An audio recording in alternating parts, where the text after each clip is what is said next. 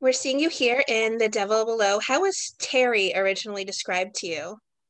Um, it was really funny, actually. So I read the script, and there was they were interested in me to play the role that Aiden Canto actually played, and then Brad Parker, the director, I worked with him on Chernobyl Diaries. He had directed Chernobyl Diaries, and he said, "Look, he goes, the film needs a little levity."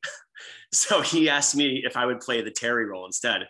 And they did a comedic punch up on it just to have a little bit more, make them laugh before you make them cry kind of a thing. But I loved it. It was great. And when I found out that where we were shooting and everything, it made the process that much easier to commit to. And that's one of the things I love about working with Brad Parker too, is that, we're not really faking anything. When we shot Chernobyl Diaries, we were walking into these bomb shelters in the system of caves that were built in World War II in the side of a mountain in Serbia. And when we were shooting The Devil Below in Kentucky, we were like in the boondocks of Kentucky, and we're in this, in these cave systems there. And it was like, deep in the woods. And so there's, it wasn't too hard to act when you're put in those scenarios. I was going to say the caves to me would have been claustrophobic. What was it for you like filming in those scenes? So I have debilitating claustrophobia. And it wasn't too bad though, because we were shooting in this place called Mega Cavern, and they actually have zip lines. That's how big this cave is. They have zip line tours that can go through the old limestone mines. So at certain points, it got a little iffy, nothing where we shot though. We were just kind of roaming around during our downtime. And there were a few places you had to squeeze through, and it was, a little maybe I shouldn't be here right now. Precarious. For the most part, the ceiling was 100 feet above you, and it was pretty cool. Well, there are some intense scenes, to say the least, in this film. What were some of your favorites to shoot? My death scene. Absolutely. Because, and Brad knows I love to do this, I like to do my own stunts. So what you see on film was actually me. There was no stunt double involved. So when my feet get tied up and I get dragged up the hill, that was all me. So they actually, they tied my feet together and they clipped me to the back of a dune buggy with a cable. And so we shot it in two different sequences. So they, three sequences. So first they shot me falling forward, and then they shot me with the dune buggy dragging me up the hill backwards. And then there was a stop. There's a point where I stop, and then they had 6 crew members grab the rope, and they're like 1, 2, 3, and they jerked me. So I went into the hole, and I fell it was an 8-foot drop onto these pads. But yeah, it was pretty gnarly. How was your back after shooting that? I had a few scrapes on me, but the stunt coordinator was great. It was always safety first. And so we were shooting in these quarries. So the quarries were real. So it was broken bottles, glass, just gravel. So they had to, scour the area to make sure it was just, all the sharp objects were out of there. And then they man-made this kind of sinkhole where I fell into. But it was the first couple of takes, it's okay, so when you hear it being said, initially you're like, oh yeah, it's going to be great. So they're like, yeah, you're going to get dragged up this hill. It's going to be great. And then they tell you how it's going to happen. They're like, yeah, we're going to tie you to the back of a car, and we're going to literally drag your ass down there. Then I was like, oh, okay, let's just see how this goes for a little bit. But it all worked out. And it was great. Talk about working with Bradley Parker on this. He was insanely good with those shots and the movement shots that you all need to be quick when they're being, as you said, you're being dragged. Those are some intense, not only filming days, but as a director, he has to make those shots happen. Yeah, and that's one of the things I love about Brad's style of filmmaking is that, first off, he has this innate sense of tension, and that comes through in his editing, that comes through in his shots.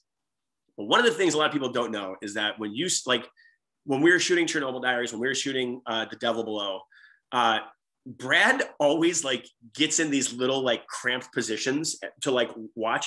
So when we're in that the SUV, for the car chase and stuff like that, it's slam. So there's 5 actors, we have 2 cameras, and Brad is literally under the seat in the back, crouched up under the seat with his monitor, directing getting those angles.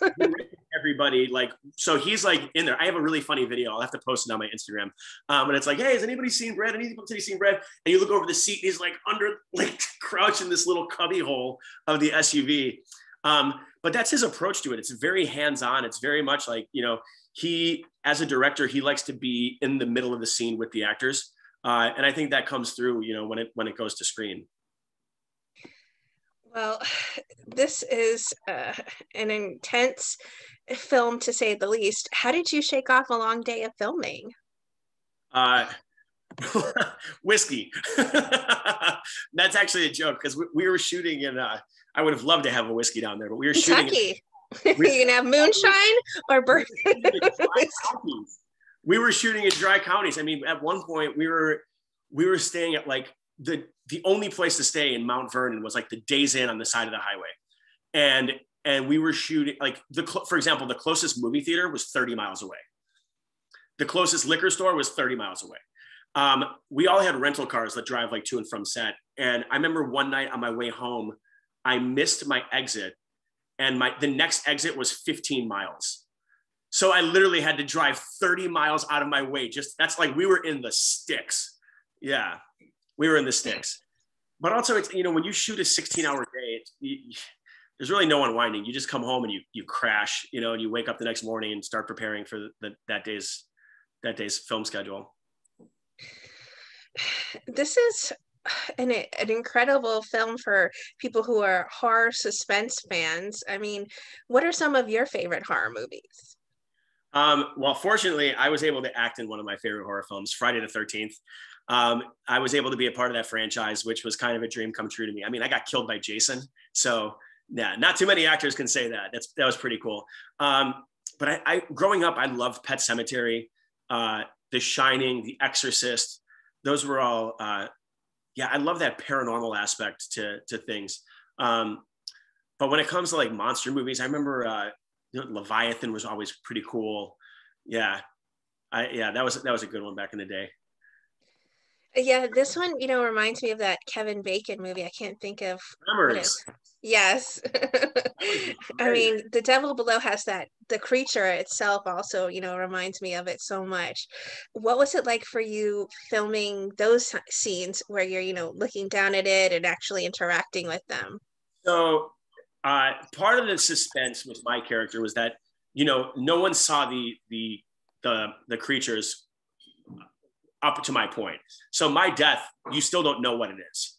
And that was an active decision by Brad, is to keep them hidden, until the very last moment when you start revealing what they look like and stuff like that. So for me, I actually never got to work with them one-on-one. There's that scene when I die and I fall down that hole and I'm all like discombobulated and broken. They just had my ankle still tied up and something kind of drags me off into the mist, but you never see it. So I never had a chance to see it as well. And that's kind of the thing, like, again, like I keep going back to Chernobyl Diaries because the relationship I built with Brad in that movie. But even in that film too, Brad doesn't let the actors see what anything looks like. So we had, we called them the humanoids in that film, but we weren't allowed in the production office. We weren't allowed to see the sketches or the renderings of the monsters. So it wasn't until we were shooting, and there wasn't even supposed to be a monster in the scene. And we were shooting this scene in this like little cafeteria, and we hear a noise and the actors look up and we see the monster like literally on the screen and in real life for the first time. And he captured such a real reaction because we were freaked out, man. We didn't expect it to be there. So he's always pulling little tricks like that on the actors. What do you think it is about The Devil Below that's going to make it a fast fan favorite, just seat of your pants horror flick? I think people love the idea of creatures. I think people love the idea of, that this could happen. People love, like, there's such a cult mentality when it comes to fantasy and creatures and horror. And I think this kind of checks all the boxes, I always say, the things that make, a creature and the woods are always a perfect setting for a horror film. You look at Friday the 13th, you look at Chernobyl Diaries, you look at Texas Chainsaw. Texas Chainsaw. there's something eerily creepy about the woods. So when you combine that with, and actually this hasn't been done before, but you know, the mining towns and you know what could be going down in the mythology of, you know, the well to hell and stuff like that. I think it just plays on the whole what if, you know. I think it's the same thing for why people love, or so many people are obsessed with aliens and extraterrestrials. It's just the possibility that it could happen.